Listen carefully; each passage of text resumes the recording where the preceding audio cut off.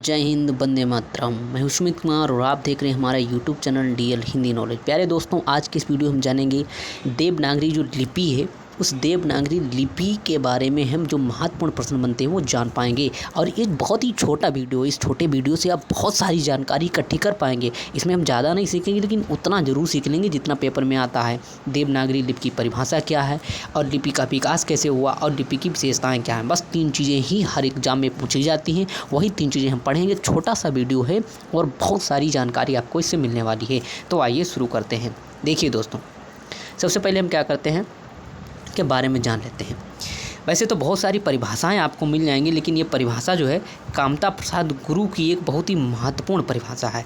सबसे पहले हम जानते हैं, लिखा है कि लिखावट या भाषा की सभी ध्वनियों के लिए निर्धारित प्रतीक चिन्हों को लिपि कहते हैं। इस बात को याद रखना है। जैसे कोई भाषा है, जैसे यहीं पे एक भाषा जो लिखी हुई है, तो उस भाषा की सभी ध्वनियों के लिए निर्धारित जो प्रतीक चिन्ह है। अब प्रतीक चिन्ह क्या है, जैसे समझ लीजिए, मान लीजिए प्रतीक चिन्ह क्या है, जैसे छोटा आ और बड़ा आ, ये क्या है, ये प्रतीक चिन्ह ही तो हैं। और इन प्रतीक चिन्ह को जैसे का और माँ और ला, फिर से देख लीजिए, जैसे लिखा हुआ है का और माँ और ला, ये प्रतीक चिन्ह का है, माँ है, अलग। अब जब तीनों को हमने एक साथ मिला दिया तो क्या हो गया, कमल हो गया। अब ये कमल हो गया है तो इसी कमल को जिस रूप में लिखा गया है तो उसी को ही हम क्या कहते हैं, उसी को देवनागरी कहते हैं। क्या कहते हैं, उसको देवनागरी लिपि कहते हैं। इसी को लिपि कहा जाता है। तो बहुत अच्छे शब्दों में लिखा है कि लिखावट या भाषा की सभी ध्वनियों के लिए निर्धारित प्रतीक चिन्हों को लिपि कहते हैं। यानी जो प्रतीक चिन्ह होते हैं, अभी मैंने आपको बताया, छोटा हो गया, बड़ा हो गया,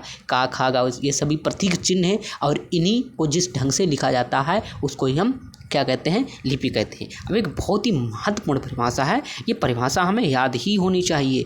क्यों याद होनी चाहिए, क्योंकि कामता प्रसाद जो गुरु महोदय हैं ये बहुत ही हिंदी के प्रसिद्ध व्यक्ति हैं। तो इनकी एक परिभाषा है, पूछ दी जाती है। लिखा है, ये कह रहे हैं कि लिखित भाषा में मूल ध्वनियों के लिए जो चिन्ह मान लिए गए हैं वे वर्ण कहलाते हैं, पर जिस रूप में लिखे जाते हैं उसे लिपि कहते हैं। याद रखना दोस्तों, ये परिभाषा कामता प्रसाद गुरु की है। कामता प्रसाद गुरु क्या कहते हैं, कामता प्रसाद गुरु बता रहे हैं कि लिखित भाषा में, कोई भी लिखित भाषा है, जैसे हिंदी की विशेष बात करें कि लिखित भाषा में मूल ध्वनियों के लिए जो चिन्ह मान लिए गए हैं वे वर्ण कहलाते हैं, पर जिस रूप में लिखे जाते हैं उसे लिपि कहते हैं। तो ये देखो, परिभाषा में कह रहे हैं कि जो ध्वनियों के लिए चिन्ह मान लिए गए, वर्ण चिन्ह कौन से मान लिए गए, जैसे का, जैसे आ, ये क्या है, ये चिन्ह ही तो हैं। ये चिन्ह जो मान लिए गए लेकिन जिस रूप में लिखे जाते हैं, अब ये तो वर्ण कहलाते हैं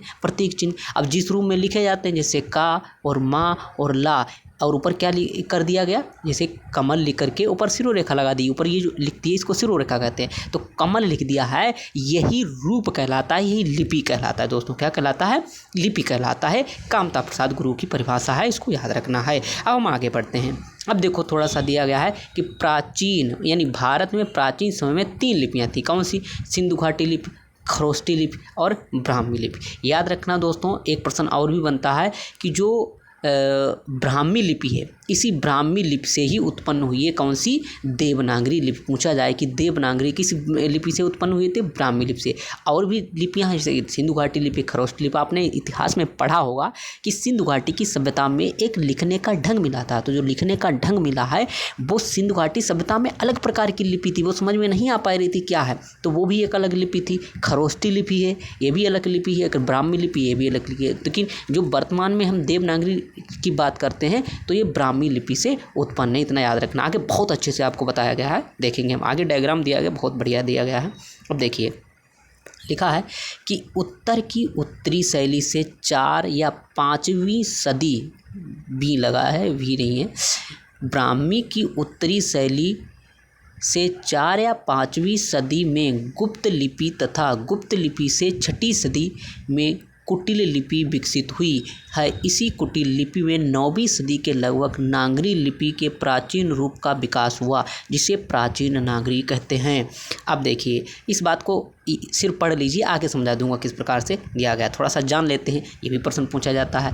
देवनागरी लिपि के नाम के विषय में अनेक मत हैं। इनका नाम भी हुआ है। देवनागरी लिपि कैसे पढ़ी है, तो पहला देखो बिंदु दिया गया कि प्रसिद्ध बौद्ध ग्रंथ, कौन सा ग्रंथ, बौद्ध ग्रंथ जो है ललित विस्तार में वर्णित नाम नाग लिपि से नागरी नामकरण हुआ। किससे हुआ, नागरी जो नामकरण हुआ है किससे हुआ, तो ललित विस्तार एक ग्रंथ है, किसका है, प्रसिद्ध बौद्ध ग्रंथ है, तो इसमें वर्णित है नाग लिपि, तो उसी से नागरी नामकरण हुआ है।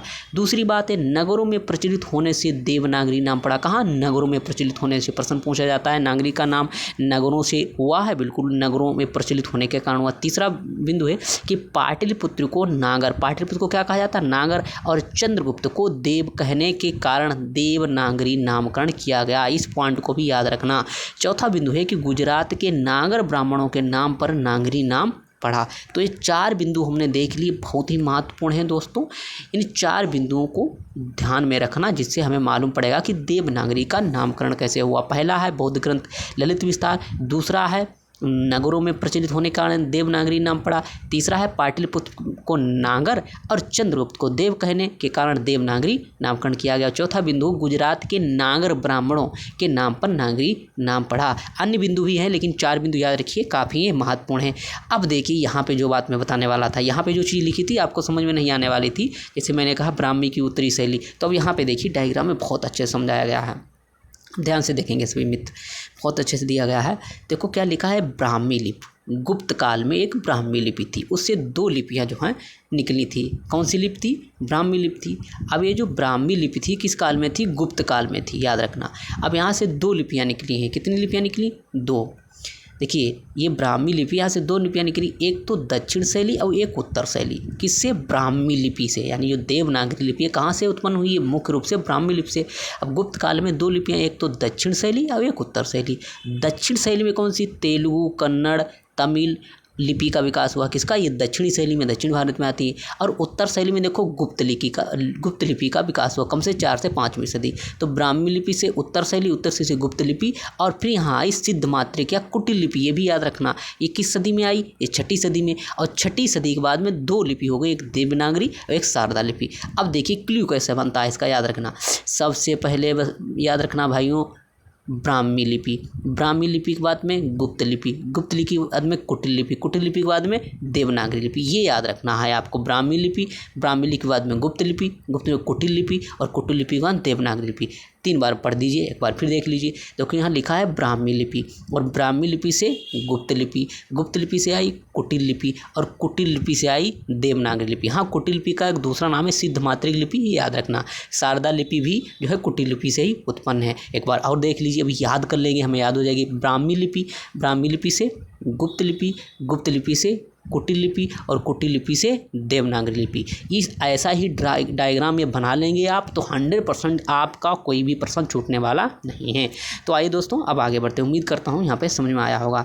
अब देखिए देवनागरी लिपि की कुछ विशेषताएं दी गई हैं। अब विशेषताएं क्या हैं कि यहाँ एक अक्षरात्मक, यह एक अक्षरात्मक, यहाँ की यह होना चाहिए, यह एक अक्षरात्मक लिपि यानी अक्षर के रूप में लिखी जाती है। देवनागरी लिपि को सीखना एकदम आसान है, बिल्कुल आसान है।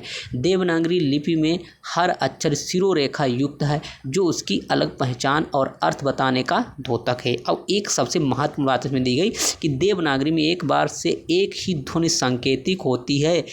उर्दू या अंग्रेजी में ऐसा नहीं है। जैसे देखो अंग्रेजी में लिखा होता है, अंग्रेजी में एक शब्द है, एक शब्द क्या कई शब्द हैं, जैसे अंग्रेजी में लिखा होगा PUT पुट, लेकिन CUT इसको कुट नहीं पढ़ते, इसको क्या पढ़ते हैं, कट। जब इसको कट पढ़ते हैं तो ये गलत हो गया ना, तो इसीलिए कहते हैं अंग्रेजी में, अन्य भाषाओं में नहीं है, लेकिन इसमें जैसे इसमें लिखा है का और माँ और ला, तो इसको कमल पढ़ेंगे, कमल ही लिखेंगे, वैसा नहीं माँ में मात्रा नहीं, कमाल हो जाएगा, तो ये गलत हो जाएगा, इसलिए गलत हो जाएगा। तो याद रखना देवनागरी जो है अक्षरात्मक लिपि है, और इसमें जो लिखा जाता है वही पढ़ा जाता है, जो पढ़ा जाता है वही लिखा जाता है।